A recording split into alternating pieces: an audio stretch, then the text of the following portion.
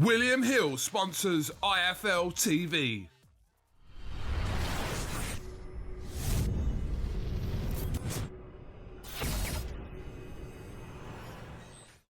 I'm the man to beat Daniel Dubois.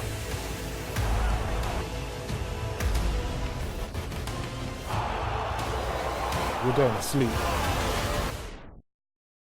KUGAN, CASSIUS, IFL TV, MTK Global. Joseph Parker, I texted you last night. Yeah. So I thought, who is it? And I thought, is it Tony? You were hilarious. I went to sleep. I turned my phone off last night. Yeah. The first time in a long time. And you were like, I woke up to it. Mate, who is it? ... Yoka? Question mark. Yes, it's Yoka. Yeah, I was like, I had them from everybody. Dan Raphael, mate, you know. Then I thought Kuzman. Yeah. No. Yoka's coming here, isn't he? A lot of people. Usyk's here, obviously Joe's here. I think Yoka's coming. So it's literally a heavyweight lottery who you were going to sign. But Parker, yeah. So talk to me about Dave, obviously. Listen, I've been a big fan of him for a long time. I mean, he boxed Joshua in a unification fight. How old was he there? 25? He's 27 now, which is a baby for a heavyweight.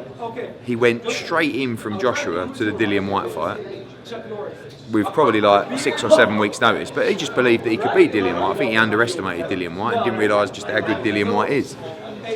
How he didn't get cleaned out from that left hook, I don't know. And in the last round, nearly had Dillian White himself. Brilliant fight, and maybe that's one for the future as well. But I just feel that with his style and his age particularly, that he is going to be a big part of this mix in the next few years. And again, going back to look at the heavyweights that we're working with: Joshua, White, Usyk, Parker, Povetkin, Gassiev, Chisora, Allen.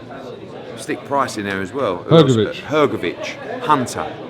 Mate, I mean, that's now we've got a chance. But it's all very well saying that. Let's get them in together because there are so many great fights to be made. Right, everyone's Wilder Joshua. Now it's like, okay, what about Parker Povetkin? What about Parker Usyk? What about Usyk Povetkin? What about Hunter Gassiev? Well, I mean, these are the kind of fights that we need to be making at the sort of chief support levels. And some main events as well. But have they signed with you with the kind of end goal to rematch Joshua? I think every heavyweight wants to fight Joshua, other than Deontay Wilder and Tyson Fury. But generally, everyone looks at those fights as the Joshua tree, if you like. You know? And they look at Joshua, and everyone thinks Joshua's beatable. Shout out you two, go on. Andy Ruiz as well. Shout out. Joshua tree. Oh right, yeah. Yeah, nice one. But everyone thinks Joshua's beatable, so then they have to get him in the ring and see if they can do it. Andy Ruiz thinks he's going to beat Joshua. Joseph Parker thought he was going to beat Joshua. No one's managed to do it yet, but he would love another crack at Joshua. It's not on the horizon, but if he beats Povetkin, if he beats Usyk, if he beats these kind of guys, yeah, of course he'll get another shot at the world title. But I just like Joe. I think he's a lovely guy. I like Kevin Barry. I think Dave Higgins is fucking hilarious. But they're all good people. You know that as well. Yeah, Do you know what I mean? They've got good hearts. They're in the game. They're fucking up for fights. Look at him. He went Joshua and White back to back. I was thinking, you've got to have a warm-up. I didn't represent him at the time. I would never have let him take that White fight. I would have said, no, you've just lost to Joshua. Have a win. And then you can go into those kind of fights. Yeah. But he just said, no, I want to get straight back in, get a big win. He was deflated after the Joshua fight. I'll beat Dillian White. Again, at the time, I don't think people realised just how good Dillian White was. So I'm really pleased to be working with him. Reports of Eric Molina as the first fight. He is the likely opponent. It's not done yet. But Joseph... 3-fight deal, yeah? Yeah, for now. Joseph with extensions. Joseph Parker will be boxing on June 29 in Providence. And then again once more before the end of the year. And then again in the spring, summer. And then, moving on to change. Just to clarify, it's not a co-promotion. No. You've signed him. He's no longer promoted by David Higgins. That deal was up a while ago. Yeah, he's his advisor or manager or whatever he is.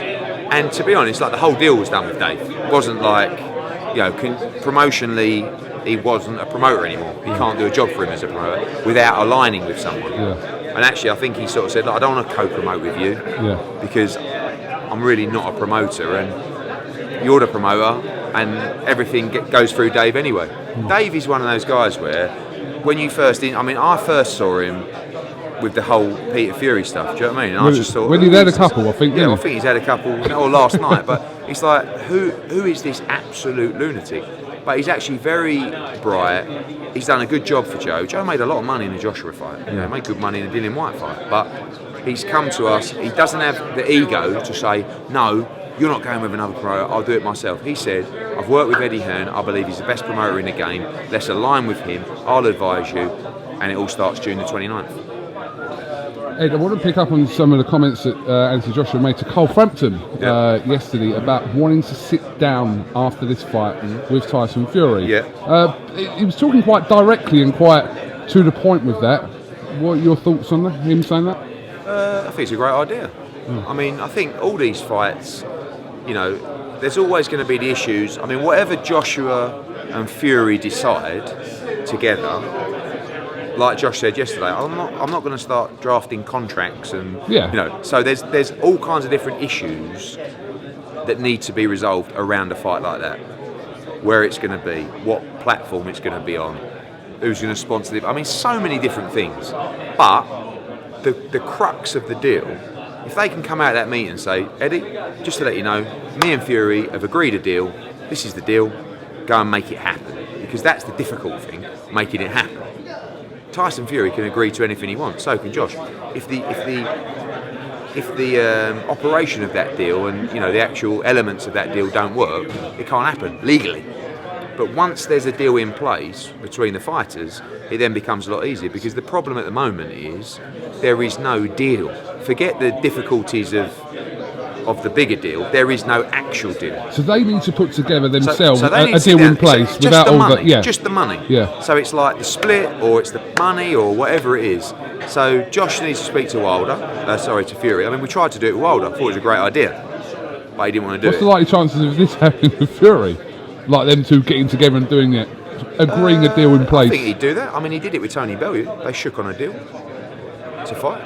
That didn't turn out very well. No, but he didn't. He went another direction. But I don't. Fury's actually the kind of guy that's much more likely to meet Joshua and talk. 100%. Than Wilder is. Do you know what I mean? So I think sometimes Josh, when he says, you know, I'll sit down with it, or I'll speak to him, you know, that kind of stuff.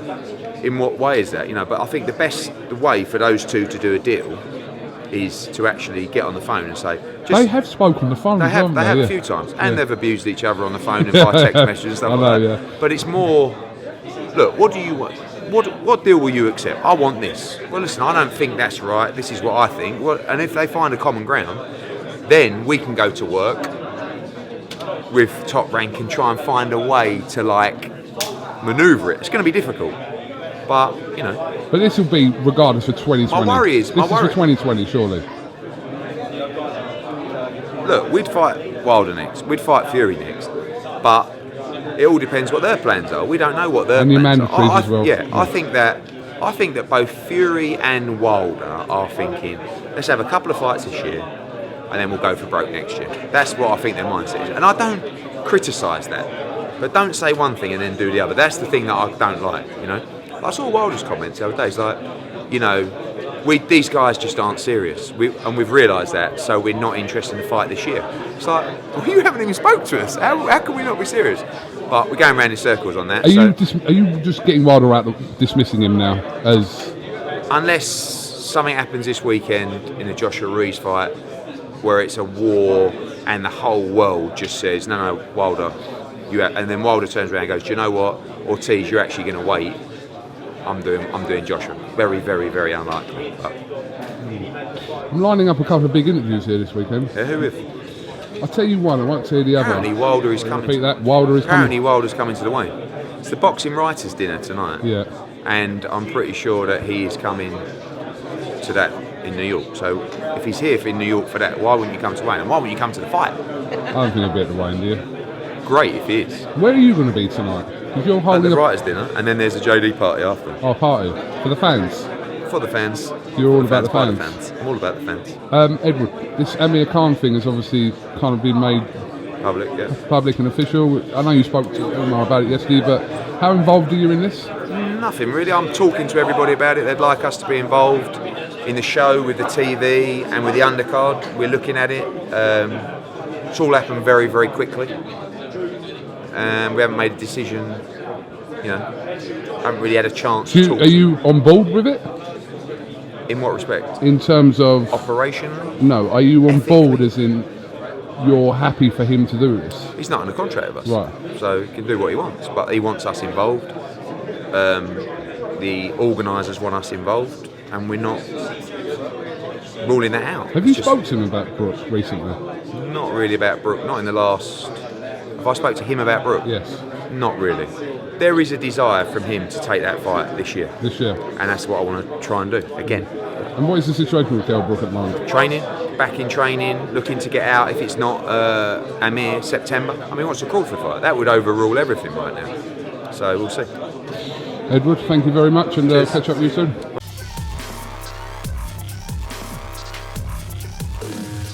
William Hill sponsors IFL TV.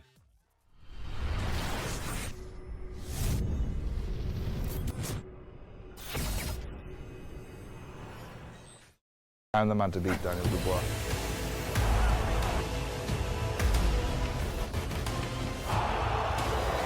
We're going to sleep.